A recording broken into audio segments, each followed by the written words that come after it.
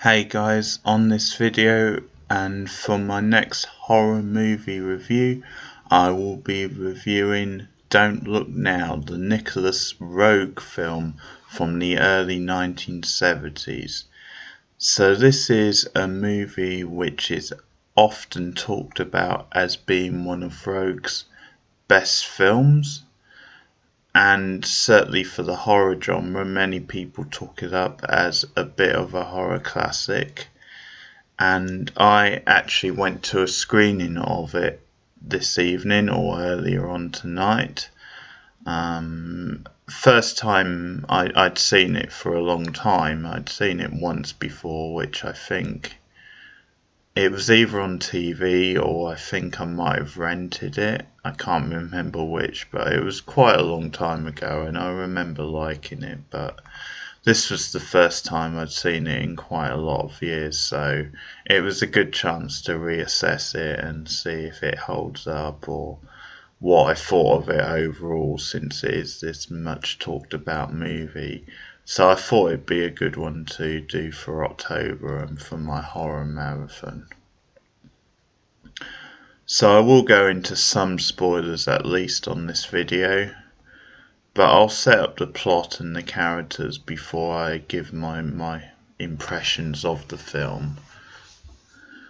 So at the start of the film we have this middle class couple who are played by Christie and Donald Sutherland, and it starts off with them, they're sort of inside, he's like a writer sort of thing, and they're sort of talking about quite common things in their lives.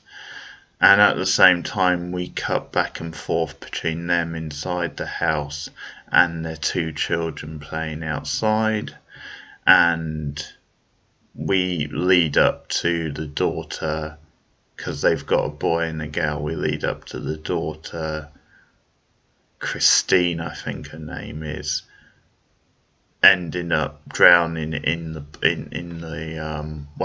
pond or the river, whichever one it is. So they tragically lose their daughter. We get obviously Sutherland his character running desperately to try and save her, but he's too late, so they're obviously racked with grief. And then a bit later on, I guess this isn't really a spoiler because it's still in the setup part of the film, they're having dinner in a restaurant, and there's a couple of older ladies at another table, and they sort of approach the Julie Christie character in the bathroom, and one of them claims to be, she's blind, but she also claims to be a psychic, or she claims that she can sort of contact the dead. So she says them when they were watching, or when they looked at her and the Donald Sutherland character. Julie Christie's character's called Laura. I actually forget his name, but the older lady says, I could see your daughter sitting in between you, and she starts saying all this stuff, all this weird stuff, that she's had contact and that she can basically see and contact the dead. So she says, your daughter is still around in the afterlife and that she doesn't want you to worry, sort of thing. And it obviously takes Laura back. She's obviously shocked at first, but also it gives her some perspective, or it gives her a cathartic sort of moment. And I think with this being a horror movie, although it's this big moment for Laura, I think obviously the nature of horror is that two ladies like these approaching Laura and coming out with this stuff, your mind instantly races to, there's something quite sinister and dark behind all this, and it can only end badly. But that's sort of the setup. And Laura, after this experience, has this new perspective. She starts behaving a bit differently. the husband played by Donald Sutherland is obviously cynical of it, but Laura insists, well, they've never met us before, and yet they're describing stuff to do with Christine or whatever the case may be. And then most of the film is it's their trip to Venice, so they're essentially like setting up or opening a church, or putting in a new plate glass window in particular. So he's like an illustrator is his sort of main profession. So he's designed this new plate glass window for this church, which I guess is sort of quite fitting because there's quite a big religious angle to the film. So it's this trip to Venice, but weird things start to happen. Like for example, they start seeing a little girl around town in like a red sort of coat and hood, and this is sort of a bit weird because their daughter, when she died, was wearing a red coat with the hood, like a red sort of raincoat, and so this weird sort of girl walking around town. And coincidentally, Laura also bumps into the two old ladies again, and that relationship, that connection starts up, and she wants to explore it more, whereas the Donald Sutherland character isn't so keen. And along the way, they get visions, or they claim, or the psychic claims to have visions and says, something potentially dangerous could happen to your husband, for example. So it's all about their trauma, it's all about this trip to Venice, it's all about this mystery to do with their daughter who's dead but supposedly can contact them, or wants to contact them in afterlife. And there's this whole mystery. I should say it's adapted from a Daphne du Maurier novel. And so what I'll say to sum up is I do like the film. I really like the film. I think it's really well directed.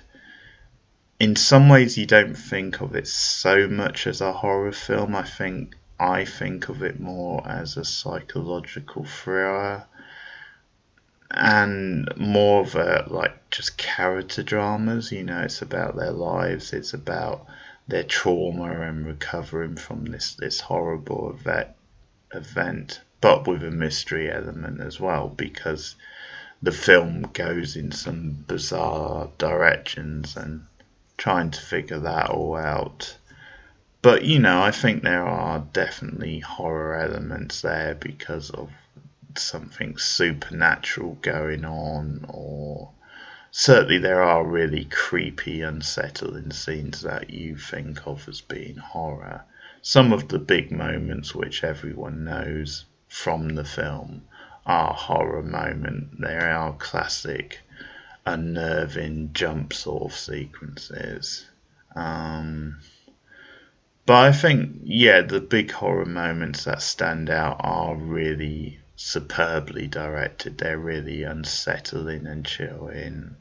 I think that obviously the two leads take care of themselves. Two really great actors in Donald Sutherland and Julie Christie.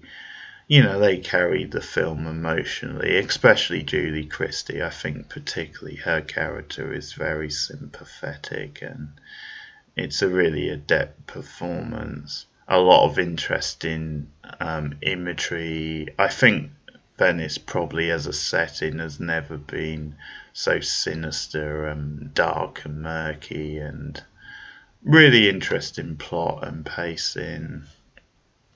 Certainly on the direction and the mood level, I don't think you can fault it. I'm gonna say that I'm not quite sure it deserves quite the status it has. I'm not sure it's quite the masterpiece many people say it is. And I think some of that is just, I'd probably say it's because the characters aren't that likable, that engaging. They are this quite stuffy middle class couple who are quite hard to engage with. Particularly him, I think I was more sympathetic to Laura than I was the husband. And I mean, I think that's probably on purpose in some ways. I think they are making a point about sort of neglectful sort of parents, or these very privileged sort of couple who maybe disregard their children, and that's kind of what leads to the tragedy. So I think that's because it's made a big thing of, um, then that's what happens. That's why the daughter died. That's why she drowned, because it's made a point of, then it's the husband who keeps assisting, and they play by that pond sort of thing. And so I think it's sort of significant. Then he's the one who goes running out. He notices what's happening, and yeah, it's almost this thing of fate almost, or not exactly fate, but just timing, the fact that he made it there just a little bit too late to actually save her, and how things could have been very different. And depending on how you read the film at the end, I mean, the ending, it's very well done, but it does leave me a bit baffled. I'm not quite sure how it all works out. I mean, there is some hint at a revelation or resolution to the whole plot and what exactly is going on. I think you sort of sense then something's going to happen, something's bad going to happen to either Laura or to the husband. But yeah, the way it ends up, you almost feel like maybe there is some sort of, yeah, message about karma, even though I'm not saying that neither of them deserves to die.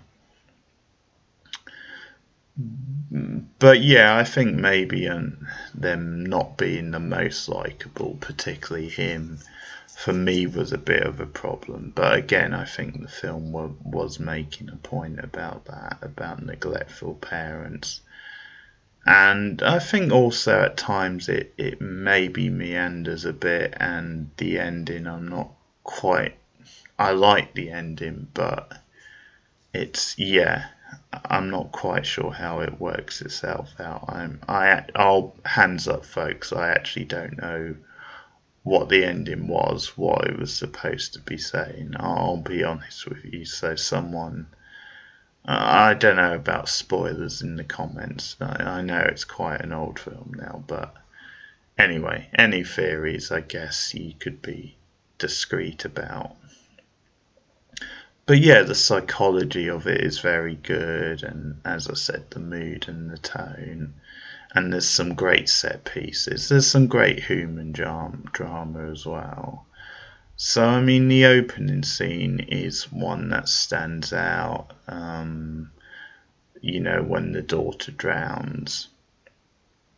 And it's this great, I mean, this is Roeg on top of his game, because it's this great example of discontinuity editing. So we get the back and forth shots, and we get the contrast of them just talking randomly, just a very natural, everyday conversation. And in some ways, they're just talking about trivial things in the grand scheme of things. And at the same time, we cut, as I said, to the children playing, and they're playing quite merrily. But the way it builds up, you sense something bad is about to happen. And I think we see what a genius director Roeg was, just in the little details, the little shots. So the fact that we actually get Laura in the house, she's actually like making a mouth sort of movement, I think 'cause she eats or something. But she moves her mouth anyway. I don't know if she was smiling, but she makes a mouth movement anyway. And at the same time, it's sort of, it's in sync with the girl. She's making the same sort of mouth sort of movement, so it's almost like kind of having that connection to the mother and daughter, and I think that drives the drama on a bit, the sort of mother and daughter. But yeah, really great use of like discontinuity editing in that scene, and the flow of it, the way it goes back and forth and increases the tension throughout.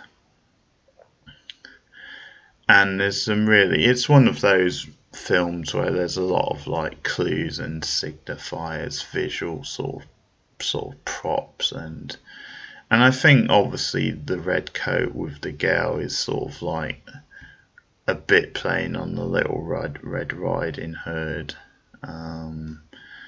So there's a lot of like metaphors like that. And I think it's debatable what's happening with the two older women. But I think what's interesting about films from this era and horror movies, when I think of like The Exorcist also and The Omen, it's that they take a very different approach to religion than a lot of modern horror movies or movies in general. I think a lot of modern horror movies, they just use religion as a bit of a gimmick, as like just as I mean they're quite sneering of it, it's just a plot sort of device, and they sort of resort to a lot of stereotypes without going into religion that much in depth. Whereas I think these films from this era, I think they are more balanced. Yes, to a degree they're a plot device, but they do invest more in the characters, and I think they're not as judgmental. I think it's more on the fence, and they really use it for something quite interesting, I think. So in this, I don't think it really makes a judgment about religion, but certainly it plays up a sinister side to what's going on in the city, and some of the religious sort of figures. As I said, it's no coincidence then the plate glass windows being placed on the church.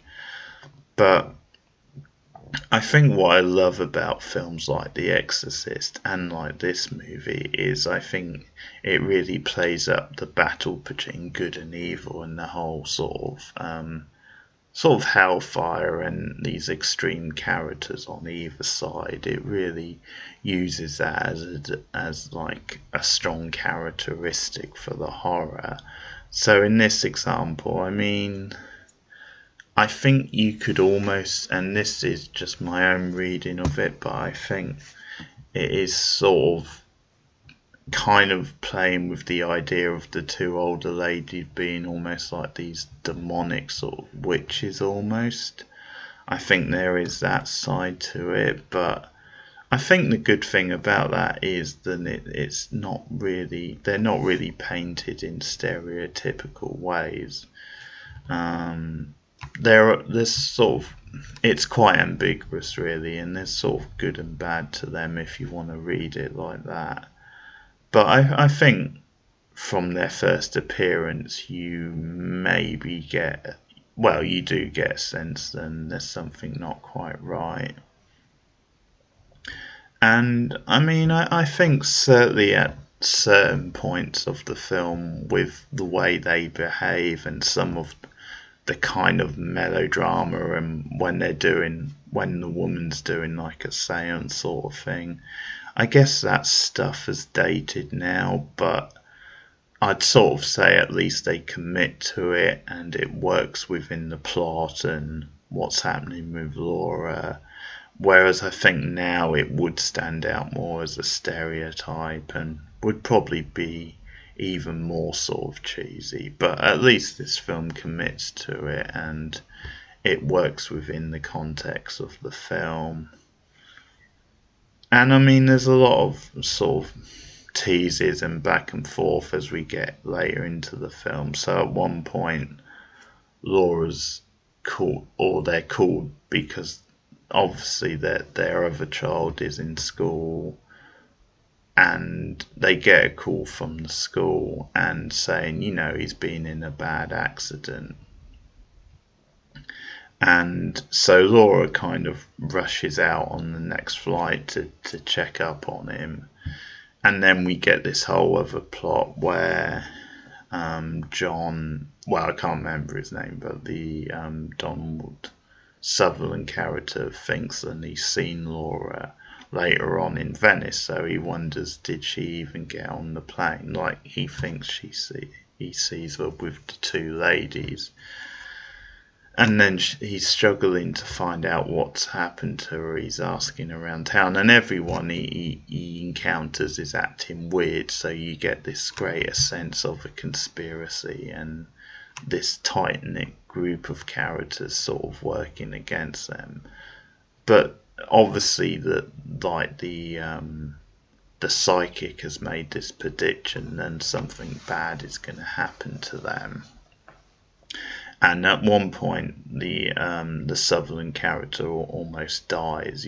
From there's an accident with the when he's up on the window sort of thing in the church, and he's doing something. He's even putting it up, or he's marking it, or something, and a bizarre sort of thing knocks him off balance, and he's hanging there for ages. And so it's this whole thing that something like spiritual or supernatural is going on, and so it plays with these ideas back and forth. Then eventually something is going to happen. So there's this whole bizarre thing with Laura being called away, and I think what's effective about that plot is, or that side of it is, then I think it just plays on the psychology. Then once you lose one child, I think it's going to play on your mind. You're going to be much more aware of these things and much more concerned and worried, especially when you're away from the other child. I mean, if you're with them, you're more comfortable, you feel you can control it, but when you're away from them, I think it's going to play on your mind. What if something happens to this child as well? And obviously the film plays into those anxieties, and it's one of the best things about the film. Obviously excellent acting, really really strong direction and style, mood. I really like the setting of Venice, and some interesting religious themes that it plays with. But it has this very twisty turny ending with a lot of mystique, so it does keep you interested. But yeah, I mean, it ends up with the husband dying. There's this whole thing where he goes back to the hotel. He sort of finds like the older woman, the psychic, and he sort of takes her, because she's blind, so takes her back to the hotel. And then there's this thing where Laura's got back in town, and she just misses him at the hotel, so she sort of runs after him, and I think she senses that something bad is going to happen. And so he sees the kid again around town, and follows, or what he thinks is the kid, and he follows her and says, it's me, or you can talk to me, or whatever. And obviously he's starting to believe that it's their daughter, like a spiritual representation. And she turns around and it's not. It's this really grotesque looking woman in a red coat who suddenly turns around and stabs. I keep wanting to call him John. I don't think his name is John, but the Donald Sutherland character. And that's the thing. He ends up dying, so it sort of swerves you there. But I almost read that as karma. I think the fact that from the very beginning it was his mistake, or he's the one who kept insisting on the children playing outside near the pond. So I think it almost is having this message about it's sort of a revenge, and because we see obviously Laura with the two women and the whole weird stuff going on, so there's almost a sense that maybe Laura, maybe unconsciously, is in on whatever's going on. And then we get all these flashbacks. It shows you the series of events, but I'll be honest, I mean, maybe I need to watch the film again to really get it. But yeah, I don't know if it's something like if I don't know if the beginning never really happened, or if this is some sort of karma. But I'll hold my hands up on that one. I don't really know, but in any case, it's an effective film. It's got good style. It's got memorable horror moments, and it always helps when you've got two really good leads, two really fine actors, and I think it's certainly making a point about class. So, I mean, this is, I think, only my second viewing of it, so I'm going to watch it some more. As it is, I think it's a very good film, but I'm a bit unconvinced of it being a great film. I really like Nicholas Roeg. I've really liked a lot of his films I've seen. Obviously, The Man Who Fell to Earth, Walkabout, The Witches, I think is very enjoyable. I enjoyed that a lot as a kid. He's done a lot of different sorts of films. And I think there are really great scenes in this that stand out as, some great uses of horror. But overall, I'm maybe not quite so convinced it's, this horror classic. But it was great to see it at the cinema tonight, and if you get to see it on the big screen, then take a look at it. It's great to see projected, and I do think it's very good. I just think it's maybe a bit overrated. So as for my rating, I'm going to give it an 8 out of 10. Not quite willing to go, high as a 9 or a 10 and say it's a real masterpiece. That score might change when I rewatch it, but I'll give it an 8 out of 10 for now. So let me know your thoughts on Don't Look Now in the comments below. Like and subscribe if you haven't already. And yeah, give me your rating for the film as well, and I will be back with another horror movie review very soon. Thanks for listening, and goodbye.